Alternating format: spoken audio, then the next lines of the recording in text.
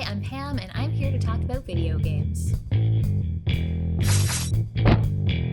So I recently reached the 10-year mark on my channel here, and it's been making me a little reflective. I've gone back to check out some older videos, some of which I turned off immediately because they were terrible and I didn't yet know how to talk to a camera, some of which made me feel good, and some of which made me wonder, whatever happened to that game I was excited about?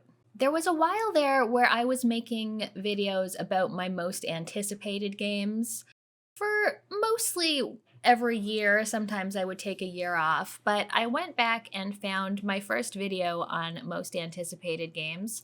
It's called Most Anticipated Games of 2018, which was released on February 16th, 2018, which, as I'm recording this today, is exactly 7 years ago. So I just wanted to go back through that video, see what video games I was anticipating, and decide if they met my expectations, if they even came out, and how I feel about them now. Hey everyone, today I'm talking about the games I'm most looking forward to, which are coming out in 2018. So first of all, what is with that camera angle? That is such an extreme close-up. But yeah, so we're just gonna go through, I think I talk about maybe 10 or so games in this video. Now, all of these did have release dates in 2018, so it wasn't anything that, we just saw a teaser trailer for an E3 that likely wasn't to see the light of day for a number of years. This was all stuff that was supposed to come out this year. So we will get started with the first one. The first game I want to talk about is Jurassic World Evolution. This one is being developed by Frontier Developments and is expected to release for PC, Xbox One, and PS4 sometime in summer of 2018. First game, unsurprisingly, it was Jurassic World Evolution. I'm a big fan of Jurassic Park, at least the first movie. Haven't seen a recent one. So this was a business sim that was coming out where you got to build dinosaurs, and I specifically called out that I was hoping it would be like Operation Genesis, which is a game that came out on the PS2 and the Xbox, probably PC as well, I don't remember, where you build your park. So this did end up coming out in June of 2018, so it came out right on schedule. It featured some characters from the movies, like Jeff Goldblum, his voice and likeness were on it, B.D. Wong, and also Bryce Dallas Howard from the newer movies. And the concept is basically the same. You want to build your park. It gives you a lot of sciencey stuff to do, so you get to excavate and find dino DNA, and then you can even mess around with their genes to create new kinds of dinosaurs as you go. Overall, I thought this game was just okay. I did end up playing it for, I can't tell you how long since I played it on Xbox, and it doesn't tell you, but I probably put about 20 hours into it, I would guess. And it's very nice, it's a very pretty game. I love the concept. It ended up just being a little bit too sandboxy for me, whereas Operation Genesis, you had a constant sort of checklist of things to do, like get up to 3 stars, get up to this, get this many species, which I like. I like direction and goals and checking things off lists. This kind of just, once you got past the tutorial bit, let you play. There were different missions to do based on science or entertainment or maybe money, but they all seemed kind of random and procedurally generated as opposed to actual goals that you had for your park. So it more felt like busy work, and you had to make your own fun and make your own goals, which isn't generally what I look for. So overall, I thought Jurassic World Evolution was all right, but not something that kept my attention for a huge amount of time. While we're on the topic of offbeat business simulation games, I'm really looking forward to 2 Point Hospital. This is a spiritual successor to Theme Hospital, and it's being developed by 2 Point Studios, which has some of the same developers that used to work at Bullfrog, which made Theme Hospital, as well as Lion's Head Studios. All right, so 2 Point Hospital is another sort of offbeat business sim game that I was looking forward to.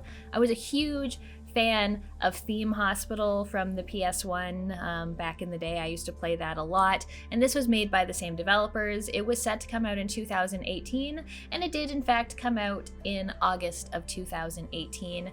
And overall, I really liked this one. This is one I had on Steam, so I can tell you that I played this game for 53.4 hours on Steam. So I definitely got in some good time with it.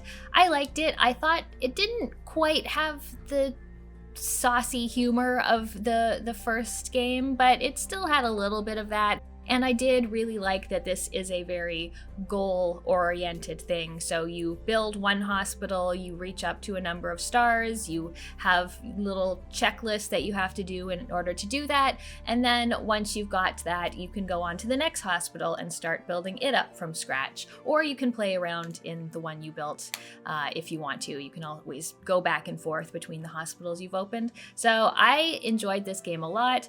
Put in a lot of time with it, so this is one that I think I can say definitely met my expectations. I was excited about it, and I had a lot of fun with it.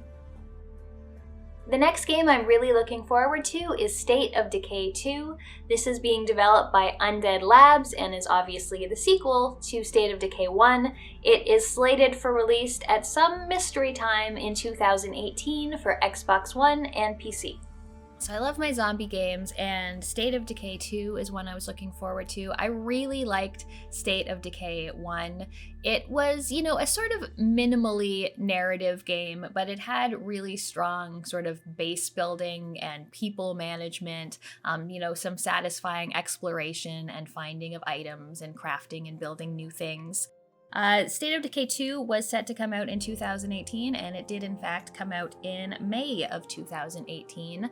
I did end up playing through the whole game until the end, but I can't say that it didn't disappoint me. This one definitely went in more of a procedurally generated, kind of randomized direction, as opposed to a bit of a more structured story than the first game had. There was also much more of a emphasis on multiplayer. I tried the multiplayer just a tad. It felt a little buggy to me. Yeah, this one just sort of left out most of the things that I liked from the first game. It's still, it probably improved on the combat in terms of fighting zombies and running from zombies, but the structure was just too loosey-goosey, just like too sandboxy for my particular tastes. So though I did end up finishing this one, it was a bit of a disappointment. The next game I'm excited for is Sunless Skies, which is developed by Fail Better Games, who made the games Sunless Sea and Fallen London. So Sunless Skies was supposed to come out in May of 2018. It ended up coming out in January of 2019, so a bit of a delay, but not too bad. And this is a game I played a lot of, just like Sunless Seas, which is its predecessor. It has just absolutely fantastic writing, fantastic vibes. It's just all very odd and creepy and surreal. It's sort of like a Victorian London, except in this, you are in space, just going from system to system, going from port to port, meeting strange people, helping them out. One of the things I mentioned in the video is that I was looking forward to a better journal system, and this does definitely improve the journal system from the first game. Also, something that I love about it is that whereas the first game, if you died, you had to basically start all over with a new map and new inventory and a new ship. Here you have the option to just reload from your last save, so it doesn't have to be a roguelike, because honestly, the game is too gigantic to play it like a roguelike. So I really like Sunless Skies. I ended up playing it on Steam for, 52.2 hours on Steam. I never actually finished it. My biggest complaint about it is just movement takes a long time, and there can be a lot of back and forth that sort of just feels like time killing. But every time you get to a new port and talk to someone new and find these new amazing stories, it makes it so worth it. So I actually just rebought this on Xbox maybe a few months ago, and I've been slowly making my way through it. I've probably put in at least another 20 hours now on Xbox. In fact, I was just playing it earlier this morning before recording this video. So yeah, this was one of my most anticipated games, and though I have a few complaints about it, I think it's absolutely amazing, and I'm hoping to finally get it finished sometime soon. Pillars of Eternity 2 Deadfire is being developed by Obsidian and is set to release on April 3rd. Obsidian just generally makes fantastic computer role-playing games, and Pillars of Eternity 1 was one of my top games of the year in 2015. Pillars of Eternity 2 was set to come out on April 3rd of 2018, and it received just a slight delay. It ended up coming out in May of 2018, and this one definitely met all my expectations. I really liked the first game, and I ended up enjoying Pillars of Eternity 2 even more. I really enjoyed the increased scope, the larger location, the fact that your base was movable, so whereas the first you had like a castle you're building up, here you were building up a pirate ship, which you got to upgrade and keep all of your people together on, but it was like a moving base, and it took you from island to island around this really cool environment and world that you got to explore. I overall just like loved Pillars of Eternity 2. I thought it was a fantastic game. I ended up playing 67.8 hours with it, so definitely got my money worth and was very happy with that one. Finally, an original game. Sea of Thieves is being developed by Rare and is releasing very soon on March 20th. So Sea of Thieves was set to come out in March 2018, and it met that date. This is a strange one because it's one that I've sort of dabbled in here and there. I don't love games without an ending, so this is a game that you're just meant to be able to play forever, which isn't really my thing, but I've definitely enjoyed the time that I've had with it.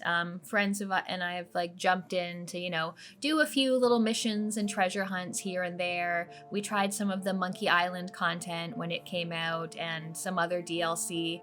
Also, it's just such a gorgeous game. Even if I just jumped on it on my own, just like getting a ship and sailing out into the ocean and just watching the waves go by is oddly compelling. It just like feels nice. You can almost feel the salt air in your hair and on your face, and it's nice. But yeah, so Sea of Thieves is a decent game. It's not one I've put a ton of time into, but I appreciate it for what it is and the ability to, go back and check out some DLC every once in a while. Frostpunk is developed by 11-Bit Studios and is scheduled to be released at the end of March. So Frostpunk was set to come out in Q1 of 2018, and it came out in April of 2018, so almost made it. And Frostpunk is a game that I absolutely loved. It is a bleak city builder that makes you make tough choices in order to keep your people alive and hopefully try to keep them a little bit happy as well.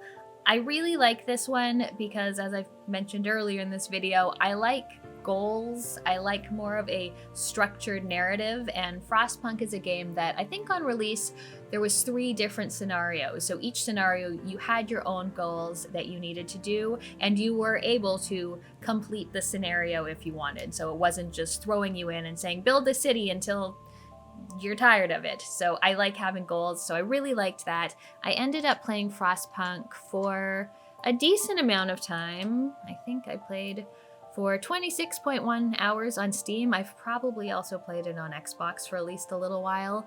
But yeah, I got my time's worth for sure playing through those various scenarios. I really liked the game in terms of city builders. It's definitely one of my favorite ones, again, because it is so directed and it does give you goals to achieve. So yeah, Frostpunk definitely was worth being a most anticipated game for me.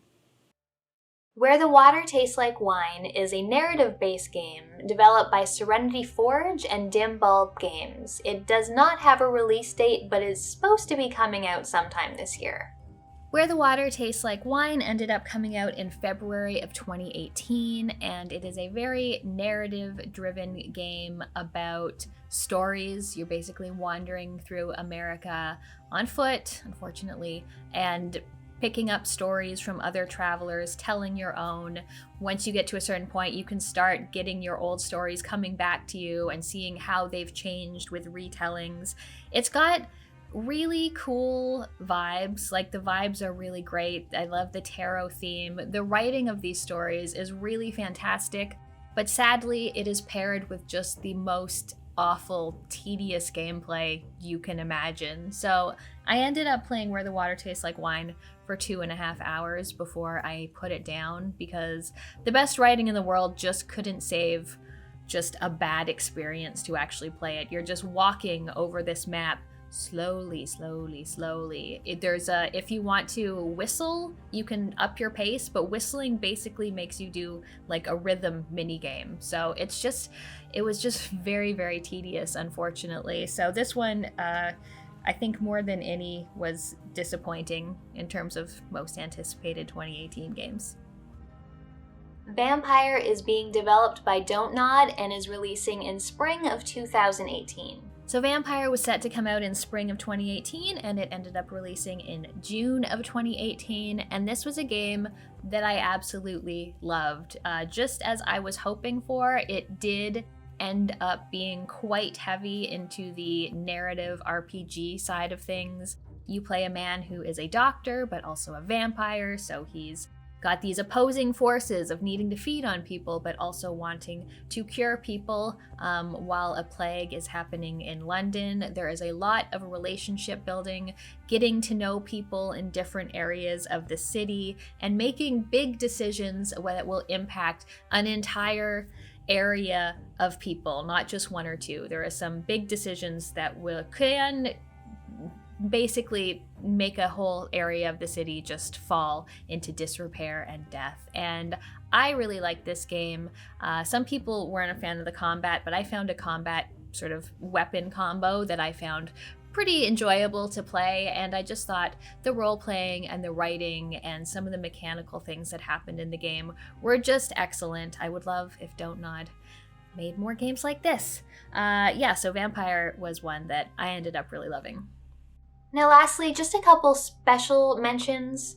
The first one is already released because it took me a while to make this video, but it is the Shadow of the Colossus remake. So this one's kind of funny because this game had already released and I never ended up picking it up and playing it. I decided that my original Shadow of the Colossus experience was just strong enough to kind of stand on its own, and I really didn't need to experience it again with shinier new graphics. So this is one I ended up skipping, despite the fact that I could have already played it when I recorded that video. The next one is Shadow of the Tomb Raider. At least I think it's going to be called Shadow of the Tomb Raider. That's what the announcement seems to indicate. The only reason this is a special mention is because I know nothing about it. So Shadow of the Tomb Raider did end up coming out on September 14th, 2018, and I did pick it up. This is one that was a little bit disappointing. I loved that original 2014 remake of Tomb Raider. I thought it was great. I thought Rise of the Tomb Raider was also pretty good, and I felt like Shadow of the Tomb Raider was the weakest of the trilogy. Just too big of a world, too much like nonsense busy work to do, not enough of the sort of guided narrative adventure structure as I liked from the first game and the second game as well. So this is one that I did end up playing through the entire game, but it was definitely my least favorite of the three new Tomb Raiders. And lastly is Ori and the Will of the Wisps. I loved the original Ori and the Blind Forest. It's one of the best platformers I've played. I thought it was beautiful. I thought it was heartbreaking. I'm very much looking forward to this new entry in the series. I just have no idea when it's coming out. So it might be 2018, but it could very well not be. So then this last one, Ori and the Will of the Wisps, as I said, I didn't know when it was coming out. This is the only one I talked about in this video, I think, that didn't have a 2018 release date. and it didn't actually end up coming out until March of 2020. However, it was definitely worth the wait. I thought Ori and the Will of the Wisps was just as beautiful as the first game. It had that beautiful, buttery, smooth, quick, agile movement where the platforming was a lot of fun, but then also added on some more worthwhile combat. The first game's combat was a little bit lacking. A bunch of improvements in terms of having a big hub which builds up around you, being able to upgrade a number of things, a lot of different weapons, but still having that core of movement and escape sequences and just really gorgeous visuals and a story that's going to make you cry. So Ori and the Will of the Wisps was, I believe, the last one to come out from the games that I talked about on this, but it was amazing. Alright, so that's what happened to all of my most anticipated games of 2018. Overall, I'm pretty pleasantly surprised by this. Everything on this did actually come out, which is something I won't be able to say for later most anticipated games. Some of them still haven't come out. Also, for the most part, I enjoyed the games. Some of them were great, some of them were just okay. There was only a couple that I really found disappointing, and then there was that one outlier of Shadow of the Colossus remake and just completely neglecting to play it at all. But yeah, I hope you enjoyed that. I'll make another one of these in another few months. I think the next video is from 2020, most anticipated games. But yeah.